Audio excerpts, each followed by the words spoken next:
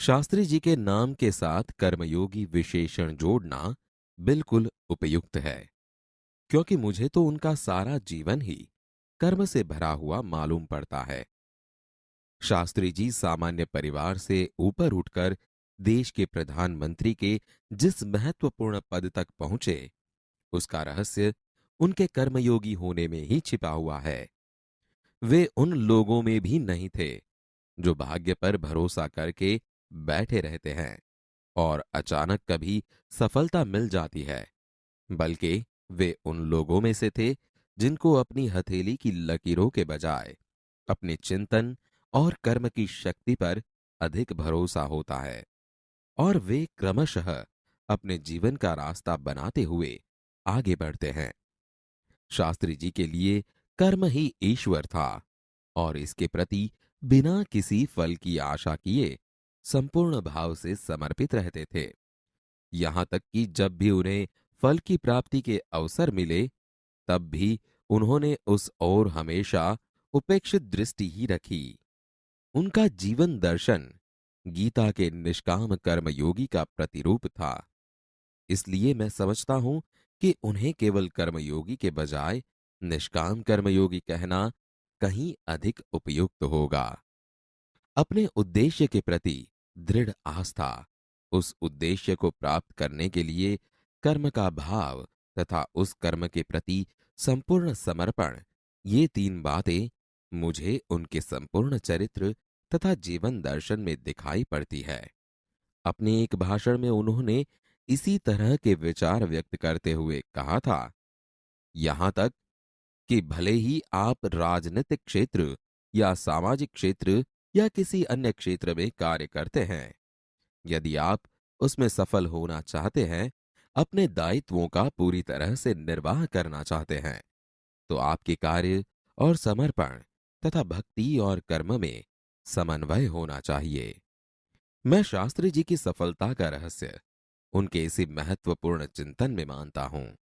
साथ ही यह भी मानता हूं कि किसी भी व्यक्ति, समाज और देश के विकास का रहस्य इसी भक्ति और कर्म के सिद्धांत में निहित है। शास्त्री जी का संपूर्ण जीवन श्रम, सेवा, सादगी और समर्पण का अनुपम उदाहरण है। उनके ये गुण केवल उनके कार्यों और विचारों में ही अभिव्यक्ति नहीं पाते थे, बल्कि उनको देखने से ही इन सभी भावों का एहसास हो जाता था। उनके अपने व्यक्तित्व में विचारों का अनोखा समन्वय था। वे जो कुछ कहते थे वही करते थे। जो कुछ भी करते थे वह एकमात्र राष्ट्र लाभ की भावना से प्रेरित होकर करते थे। मुझे लगता है कि यह उनके चरित्र की एक बहुत बड़ी विशेषता थी, जिसके कारण देशवासी उन पर इतना अधिक विश्वास करते थे और उन्हें चाहते भी थे। पंडित नेहरू की समृद्ध राजनीतिक विरासत को संभालना और उसे आगे ले जाने का काम कम कठिन नहीं था, लेकिन देश ने उस समय यह साफ साफ देखा कि उसे संभालने की ताकत शास्त्री जी में ही है, और शास्त्री जी ने अपने निर्मल चरित्र और दृढ़ संकल्प शक्ति द्वारा देश की इस आकांक्षा को पूरा किया। शास्त्री जी की एक सबसे बड़ी विशेषता यह थी कि वे एक सामान्य परिवार में पैदा हुए थे। सामान्य परिवार में ही उनकी परवरिश हुई, और जब वे देश के प्रधानमंत्री जैसे महत्वपूर्ण पद पर पहुंचे, तब भी वह सामान्य ही बने रहे। विनम्रता, सादगी और सरलता उनके व्यक्तित्व में एक विशिष्ट प्रकार का आकर्षण पैदा करते थे। इस दृष्टि से शास्त्री जी का व्यक्तित्व बापू के अधिक करीब था, और कहना न होगा कि बापू से प्रभावित होकर ही सन 1921 में उन्होंने अपनी पढ़ाई छोड़ दी। शास्त्री जी पर भारतीय चिंतकों डॉक्टर भगवान दास तथा बापू का कुछ ऐसा प्रभाव रहा कि वह जीवन भर उन्हीं आदर्शों पर चलते रहे तथा औरों को इसके लिए प्रेरित करते रहे।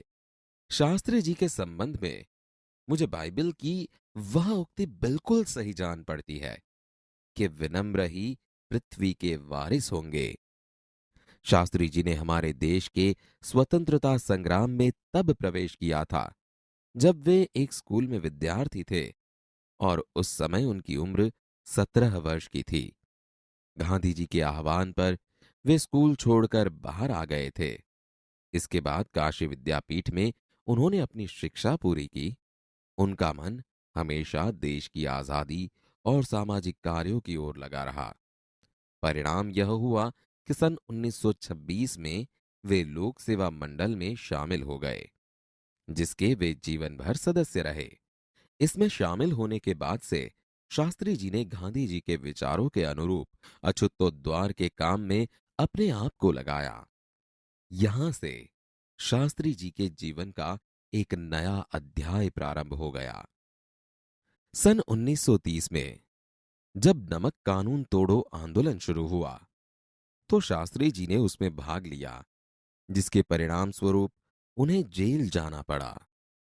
यहां से शास्त्री जी की जेल यात्रा की जो शुरुआत हुई तो वह सन 1942 के भारत छोड़ो आंदोलन तक निरंतर चलती रही।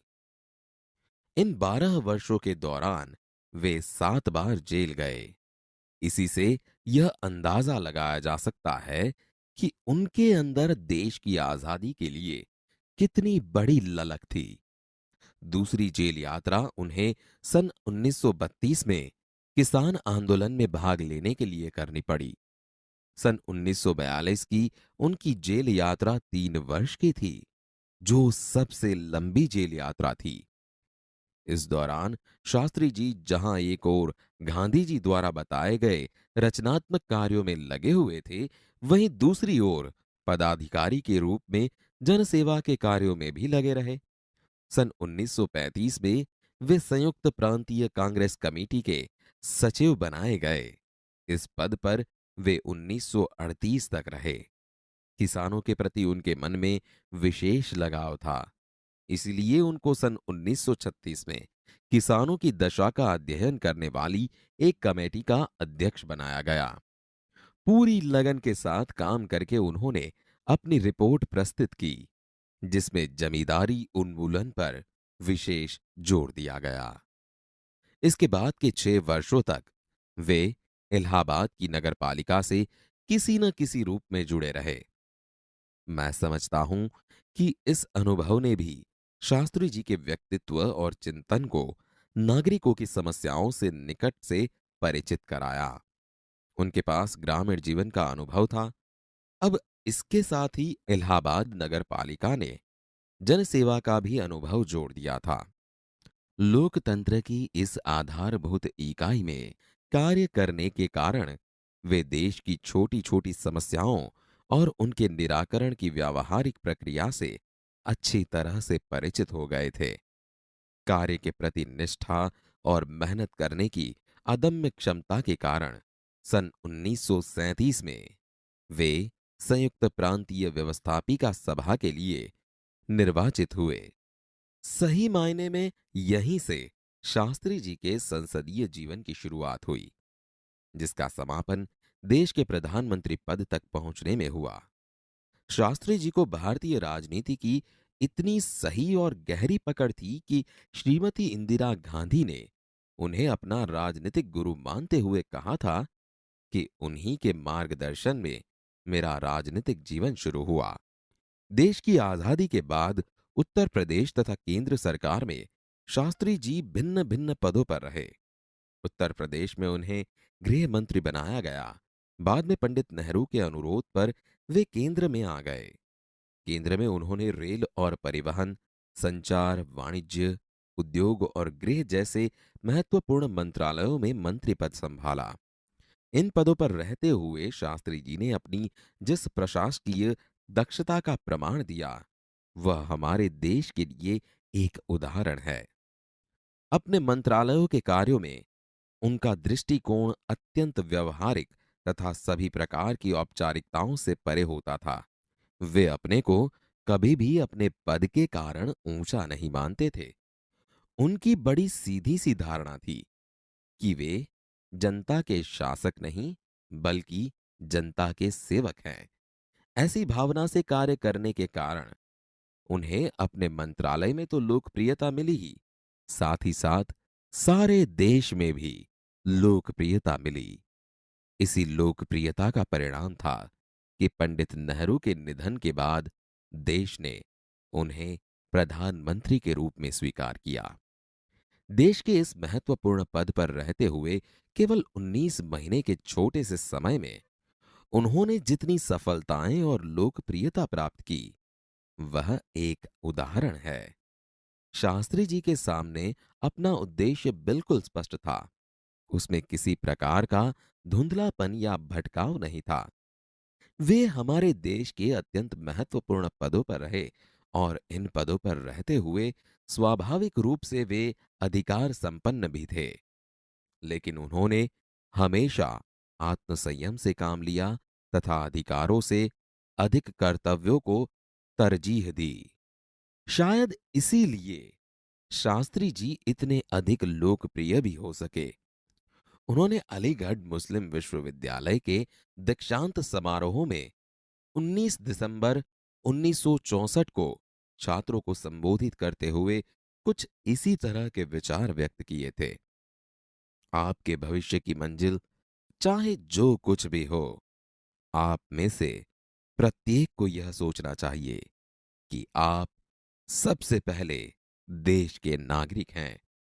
यह आपको संविधान द्वारा प्रदत्त कुछ अधिकार देता है, लेकिन इससे कुछ कर्तव्यों का भी बोझ आता है, जिसे समझना चाहिए।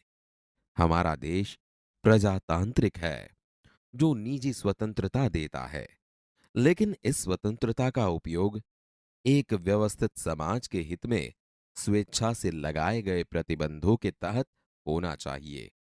अधिकार, कर्तव्य और आत्मसंयम के बारे में यह अत्यंत महत्वपूर्ण बात शास्त्री जी ने कही थी, जिसे आज याद रखने की जरूरत है।